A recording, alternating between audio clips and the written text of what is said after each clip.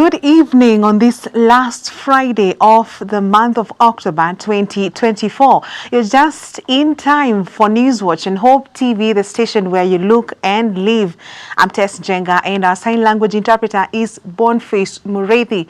Glad you are tuned in. Let's take a look at the day's stories. A Nairobi court has halted the implementation of any project in the Adani Ketraco deal pending the hearing and determination of the application. This comes just a day after President William Ruto defended the public-private partnership between the Indian conglomerate group and the Kenyan government, saying that it brings a win-win outcome to deliver public services using the efficiency and investment of the private sector. Justice Bahati Mwamuye today granted a conservatory order stopping the controversial deal after the Law Society of Kenya filed a petition against it, citing lack of transparency and it being a matter of national interest. Kenya signed a power deal with India's Adani Energy Group worth 95 billion shillings to construct 422 kilometers of vital transmission lines. In the deal, Adani was set to operate 4 electricity transmission lines and 2 substations in Kenya for 30 years before handing them back to Kenya. The case shall be mentioned on November 11, 2024 for further directions.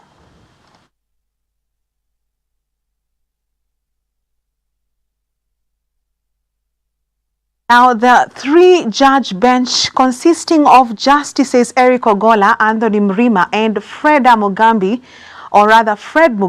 has refused to recuse themselves from hearing the impeachment case by Deputy President Rigathi Gachagua.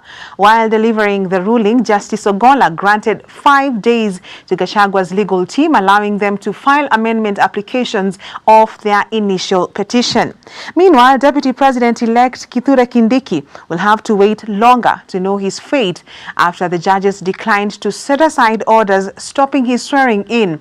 Justice Ogolla set the hearing on whether to lift the orders on October 29, 2024.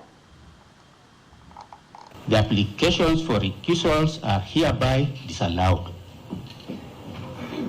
2. The petitioners are hereby granted leave to file and serve amended petitions, if need be, within 5 days of this order. The respondents likewise are granted leave to file and serve amended responses, if need be, within 5 days of service in B above. B. In view of the nature of the pending applications for conservatory orders and those seeking to discharge, review, and set aside the conservatory orders in cohort 2 petitions, we hereby direct as follows. The applications seeking to discharge, review, and set aside the conservatory orders shall be deemed as responses to the applications for conservatory orders. Parties are at liberty to file and serve any responses and or further responses to either of the applications together with skeleton submissions within 2 days of this order. The said applications in one above are hereby fixed for hearing on 29th of October 2024 at 10 a.m. in this court. Public participation regarding a proposal by Senator Samson Cherargei to extend the term limits for the presidency and other elected officials from 5 years to 7 years took place today, Friday, at the Kenya International Convention Center, that is KICC. This initiative is part of the Constitution of Kenya Amendment Bill 2024, which seeks to amend Article 136 for the presidency and Articles 101, 177, and 180 for governors, senators, and members of parliament. And as Alice Diana reports, Friday, that is today, was the last day for the public to submit their views regarding the bill. A section of Kenyans turned up at the Kenyatta International Convention Center, KICC, in Nairobi to give their views on a bill aimed at extending term limits for elected leaders from 5 to 7 years. The bill, introduced by Nandi Senator Samson Cherargei, passed the first stage last month despite Kenyans fiercely criticizing the proposal.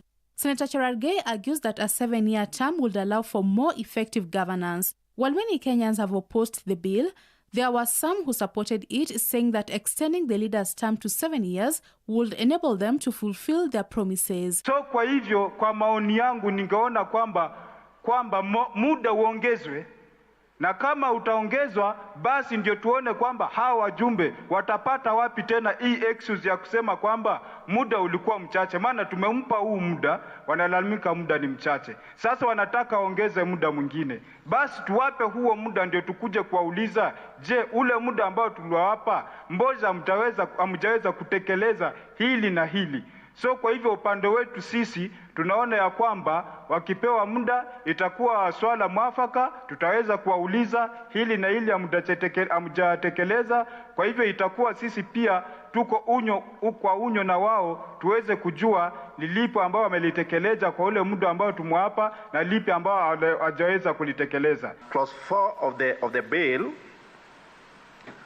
proposes to amend Article 101 of the Constitution to expand the term of the Parliament from 5 to 7, and we have said that it will be better if we harmonize this proposal with the Constitution of Kenya Amendment Bill, the NATCO bill, that's already before the House, and I'm very, very sure it's also before the committee, to avoid duplicity of legislation. Religious leaders who spoke before the Senate committee opposed the bill seeking to extend presidential term limit to 7 years, noting that the country is already too tired in President William Ruto's 2 years reign.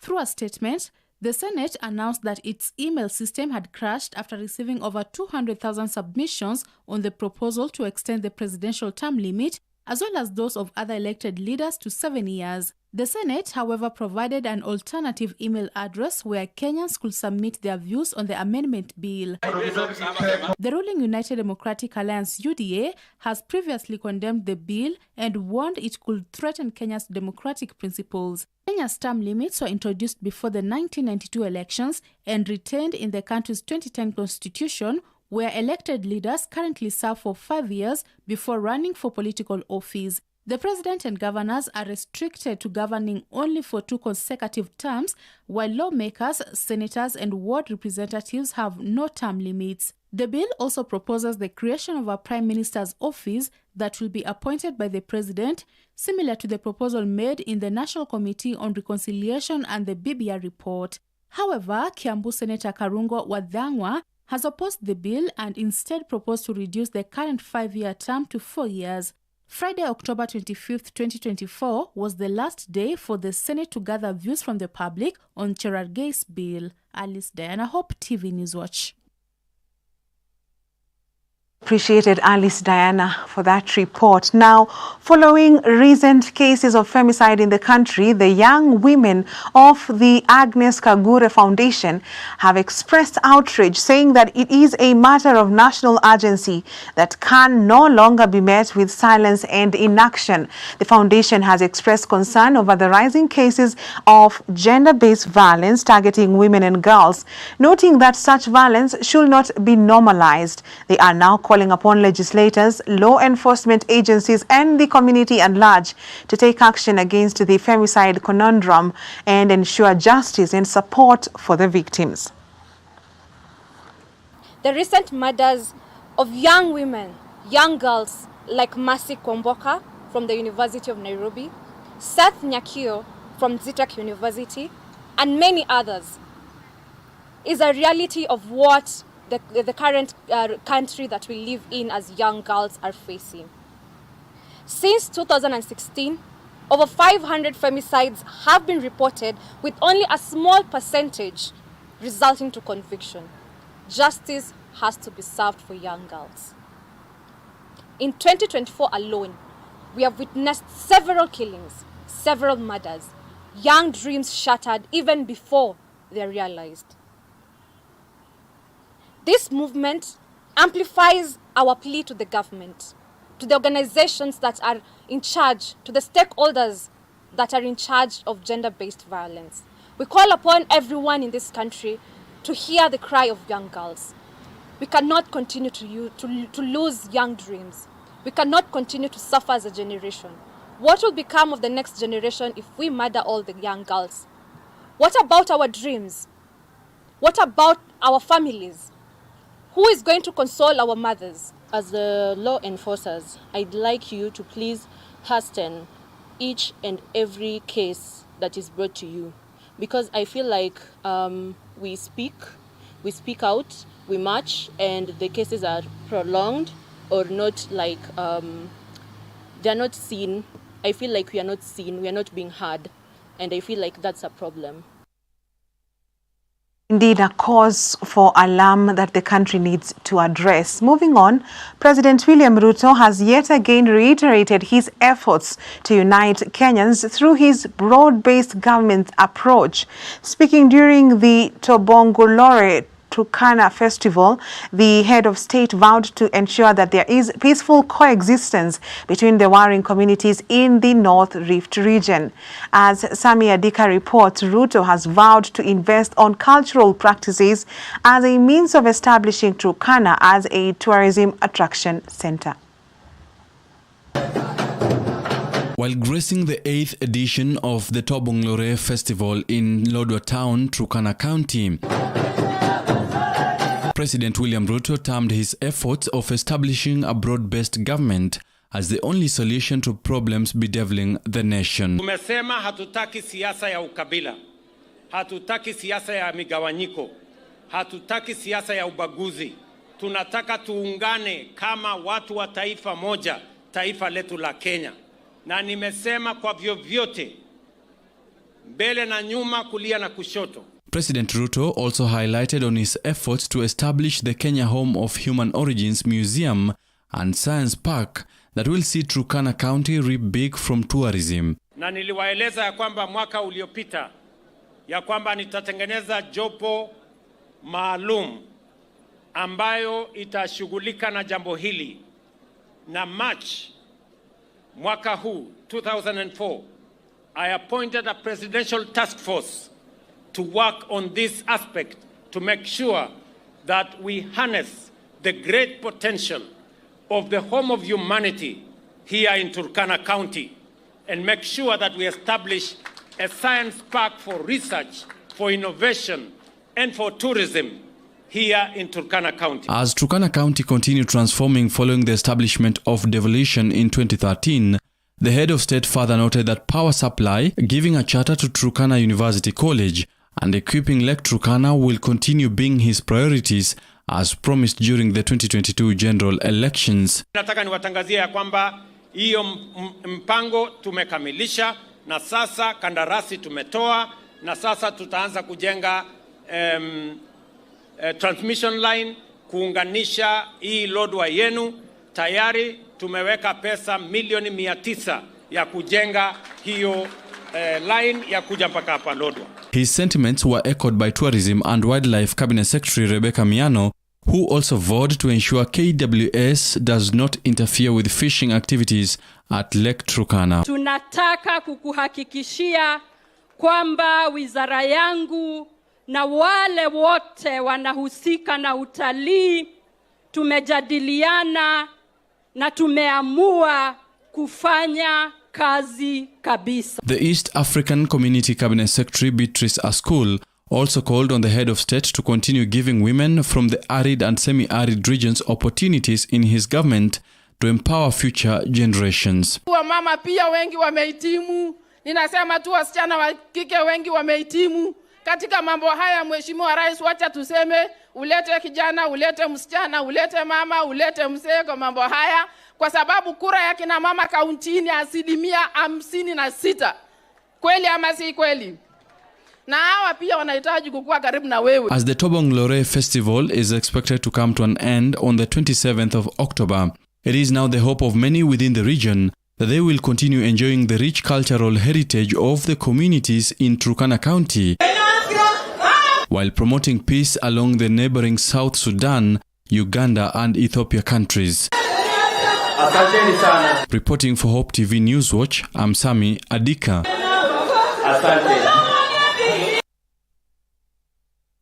From Turkana to Embu County, it is all systems go in Embu County for the Kenya Primary School Education Assessment KIPSEA, slated to commence on Monday, October 28th. County Director of Education Kosgei Kipruto said they had received all the assessment materials that are under lock and key in 10 examination containers across the county. Speaking from his office on Friday morning, the director said 12,843 will be assessed in some 489 centers in the county, including 384 public and 105 private assessment centers. Deploy pia security kwa containers. Tuko na containers 10 katika county yetu. Na kwa kila container tuko na askari, at least 4 askari wanafanya in shifts. So security for the exams iko shwari na tuna shida zozote. Upande wa community ama ile environment ya shule, pia tumeeleza administrators wale wako kwa chiefs na assistant chiefs wa prevail waongee na communities wakati huwa mtihani, wakuwe na conducive ile environment mzuri ya watoto kufanya mtihani. On that note, let us take a short break on Newswatch tonight. We have more coming up after the break.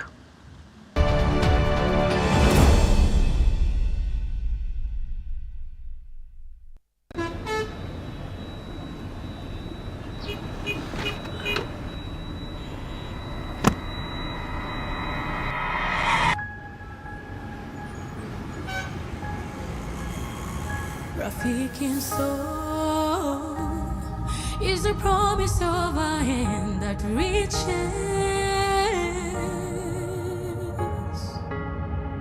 and goes beyond what angaza tumaini kote.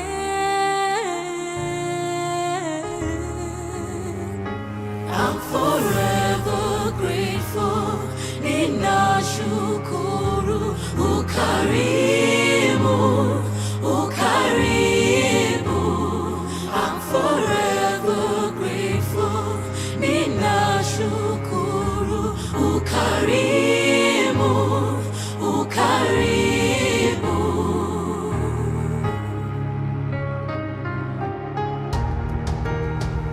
Rafiki soul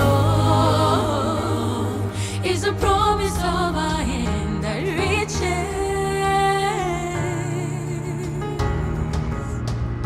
and goes beyond watangaza tumaini kote. I'm forever grateful.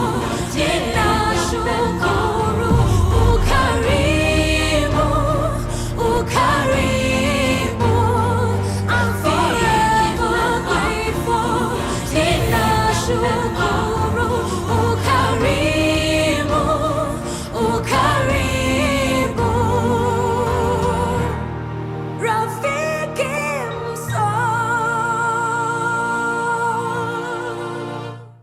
Friends of Hope, keeping hope alive.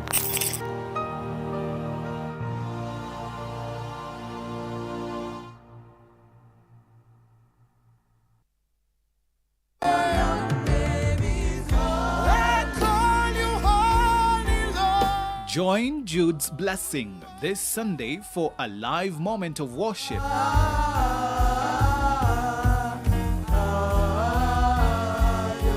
On Ultimate Worship from 7 a.m. to 8 a.m. and a repeat from 6 p.m. to 7 p.m.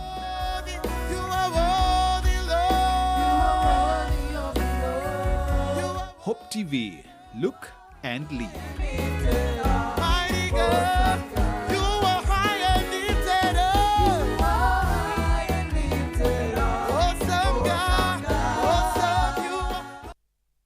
Thank you for choosing Hope TV, the channel that brings you hope, entertainment, and inspiration.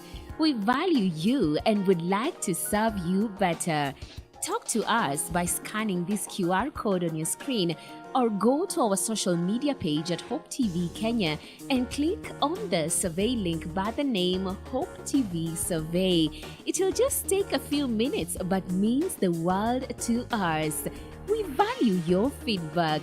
Hope TV, look and live.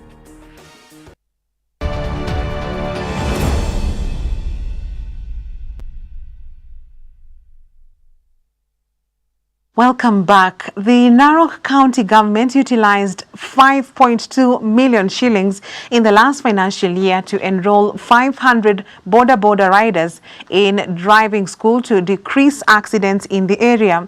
Speaking when he issued out the driving licenses to the operators, Governor Patrick Olentutu said 3.7 million shillings was given to Moran Driving School, which trained the riders, and another 1.5 million shillings paid to National Transport and Safety Authority (NTSA) to facilitate the processing of driving licenses. Ntutu added that in the current financial year, another group of 500 border riders will be sponsored to undertake the driving course that is critical for the sector. He asked the operators to follow traffic regulations and ensure their safety and that of their customers now that they have been fully trained on traffic rules. Hii ni sekta kubwa ambaye watu huwa wanachukulia kama ni sekta tu.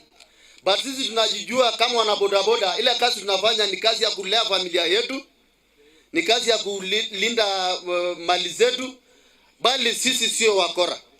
Ile kitu sasa tunataka Your Excellency, you recognize this sector kwa sababu kuna vitu ambayo tunafanywa ambayo sio mzuri. Your Excellency, kuna nafasi ya kazi huwa zinatokea.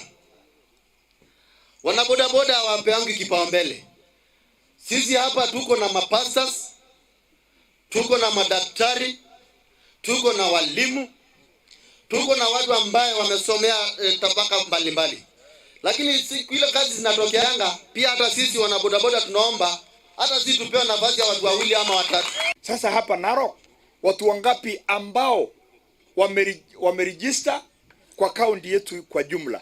Tuko na wanaboda watu 3,000 ambayo wale wanaregister, wanaamuka kila siku Monday to Sunday wanafanya kazi ya boda, ni about 3,000, earning 1,000 shilling per day. 1,000 per day. Haya, tukiangalia hiyo 1,000 kwa siku moja, wanaweka mfuko 300 million shilling per day.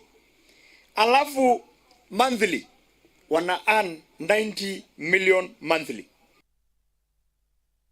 It is an initiative that I believe should be adopted in all the counties so as to curb border accidents. Now, moving on to the feature of the day, Naomi has been living with rheumatoid arthritis for over 15 years, a chronic autoimmune disorder that has affected her daily life.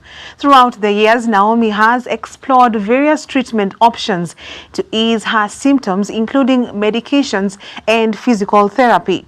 As her condition has progressed and become more challenging to manage, Naomi is now contemplating hip replacement surgery as a viable option to restore her mobility and enhance her overall quality of life. To facilitate this surgical procedure, she is actively seeking financial support. Our reporter Dolly Murigi Mbuvi engaged in a conversation with Naomi to delve deeper into her experiences and aspirations, and here is Naomi's story.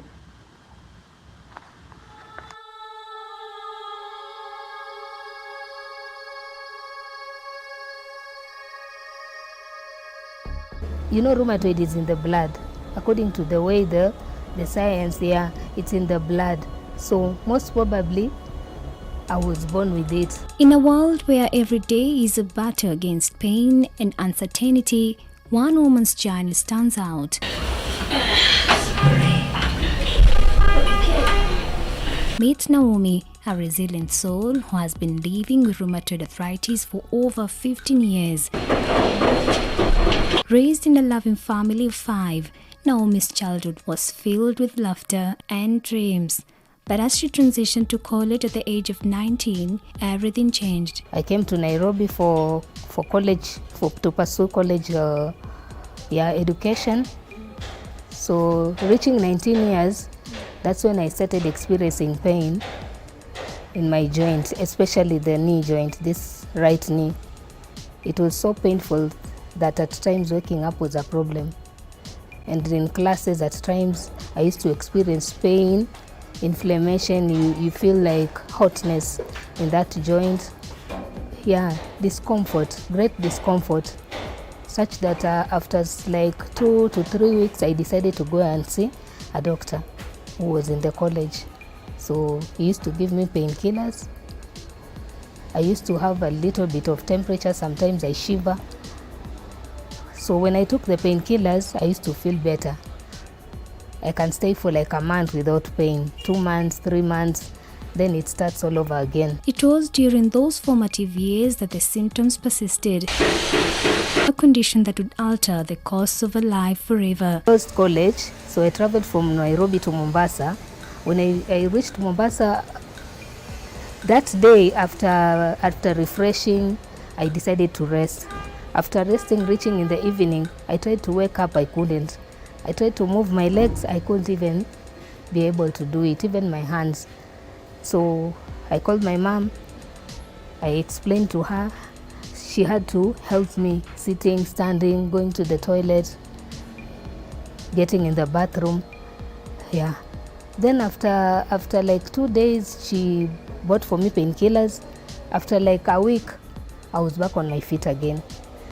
Though but I was a bit worried. So I told my mom, see, we go to the hospital. She was like, no, the painkillers have helped, it is okay. However, as weeks turned into months, the symptoms worsened.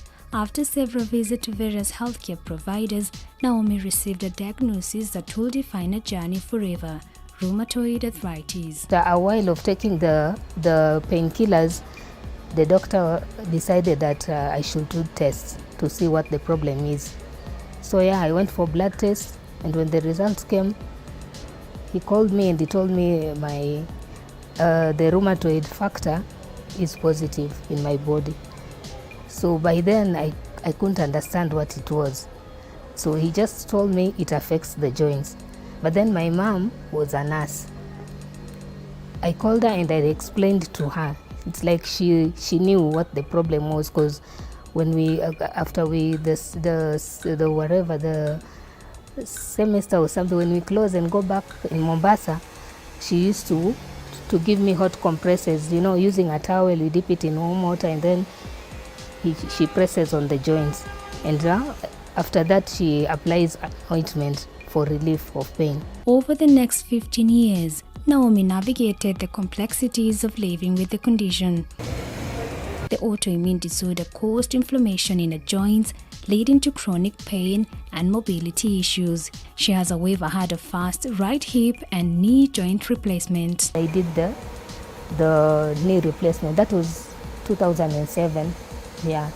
So after the replacement, I went back to Mombasa and I started going for physiotherapy at Coast General Hospital. I did it for until to 2010 or 2012, I can't remember. Then this other joint also started experiencing pain, the hip joints. However, as time progressed, Naomi found herself facing additional complications associated with rheumatoid arthritis, including joint deformities and severe pain that limited her mobility. Okay, I wanted to go to India, but with time I realized it's better I do it in Kenya, for my family and my friends to be there for me. After years of battling various symptoms and countless treatments, Naomi now faces another daunting challenge. She needs a hip replacement to regain her mobility and independence. I'm pleading with you, anyone who is touched, anyone who can be able to help, please, I urge you to help me. This is not the life I want for the rest of my life. So please support me. This journey hasn't been easy. It is a journey of pain, struggle. Waking up every morning trying to give myself hope and not to give up. So kindly, kindly, kindly support me. Help me so that I can make my life better. I need to work again. I need to be on my feet. I need to go out there to get opportunities to work and support myself. I urge you Kenyans, please help me. But financial constraint stands in a way. Today, she embarks on a quest not just for healing, a chance to reclaim her life. Now at 45 years old, after enduring over 15 years of living with rheumatoid arthritis, Naomi has reached a critical point in her journey where she requires hip replacement surgery. Financial strain became a pressing issue as medical bills piled up due to the ongoing treatment and therapies. Rheumatoid arthritis is a complex autoimmune disease that primarily affects the joints but can also have systemic effects. According to experts, understanding the symptoms of rheumatoid arthritis is crucial for early diagnosis and effective management. So the earliest symptom of rheumatoid arthritis is just painful swelling of the joints and stiffness of the joints.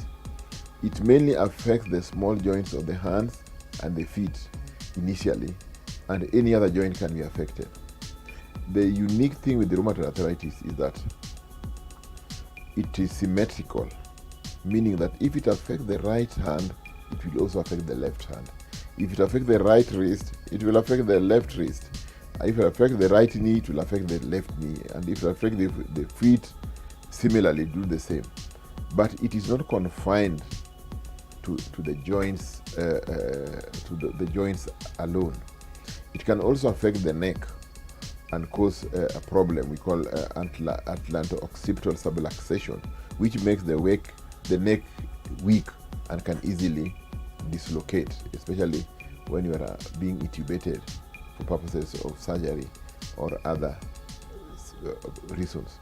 But it can also affect the blood system, so you end up with anemia or chronic disease. Rheumatoid arthritis presents unique challenges for those affected. However, with proper medical care and lifestyle adjustment, individuals can lead fulfilling lives despite the condition. Dr. Omondi Oyo, a rheumatologist, underscores the importance of early intervention and comprehensive management strategies tailored to each patient's needs. So when you get painful swelling of the joint, you need to seek medical attention. And the best thing that can happen is for a diagnosis. And one of the studies that we have done in this country, we have found out that if you report for treatment early, you respond better than if you come for treatment late. So you need to come early for treatment. And the treatments are many, and all of them are available in the country. Number one, we start with non-steroidal anti-inflammatory drugs to ease the pain and make you comfortable. And we use steroids to bridge, as a bridge, when you are moving to disease-modifying drugs. And the disease-modifying drugs we have are like hydroxychloroquine, methotrexate, leflunomide, sulfasalazine. Those are what we call the synthetic disease-modifying drugs. But we also have biologic drugs, which are many: etanercept, adalimumab, infliximab, tocilizumab, tofacitinib. There are many drugs, golimumab, rituximab. So, and all of them are available in this country. So you just need to be diagnosed early and be treated early. And the earlier the treatment, the better the outcome. Despite the many obstacles she has faced throughout her life due to rheumatoid arthritis, Naomi remains hopeful about what lies ahead. Her story is not just about struggle, but also resilience, a testament to human strength in overcoming adversity. As she prepares for this next chapter involving potential surgery and recovery, Naomi continues to advocate for awareness around rheumatoid arthritis while inspiring others who may be facing similar battles. Hoping the physiotherapists will have been here by now. Dolly Murikimbuvi for Hope TV.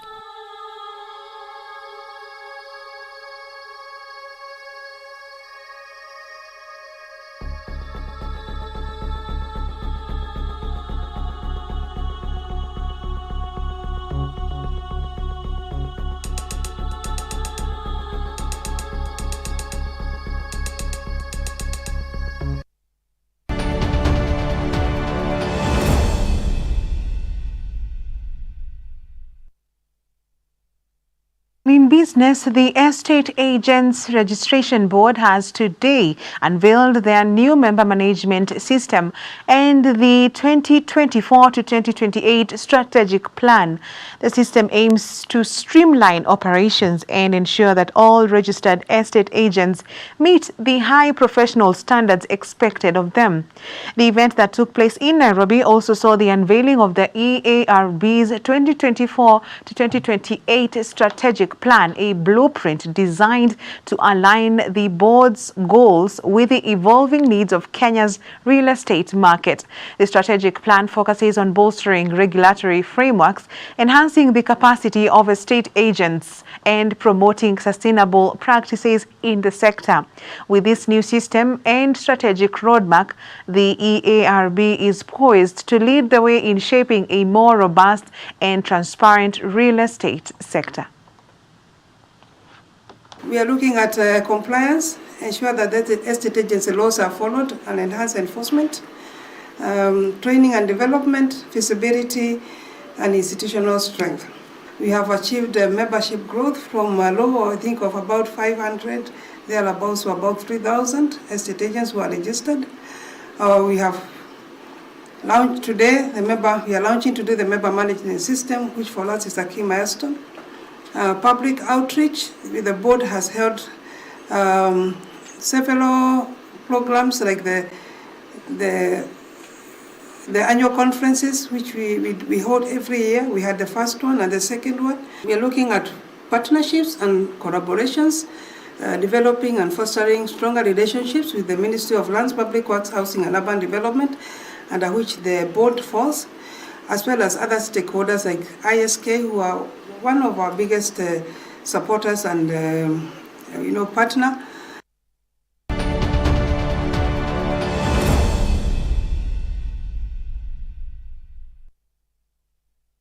After crisscrossing different golf courses across the country for the past 7 months, the NCBA Golf Series is set for the final qualifying event this Saturday at the Great Rift Valley Lodge and Golf Resort.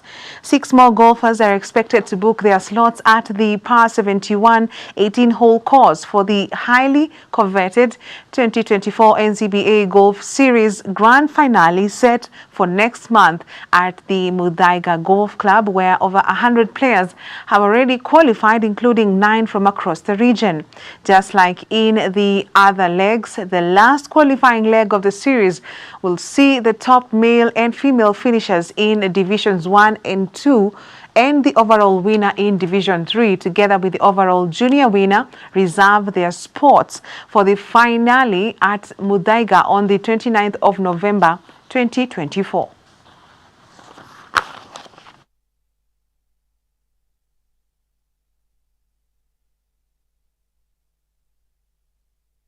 A wrap on Newswatch tonight for everyone who has taken their time for watching. Thank you for watching, and much appreciation to the whole team that has made this bulletin a success. I'm Tess Njenga, and our sign language interpreter is Boniface Mureithi. Till next time, have a good night.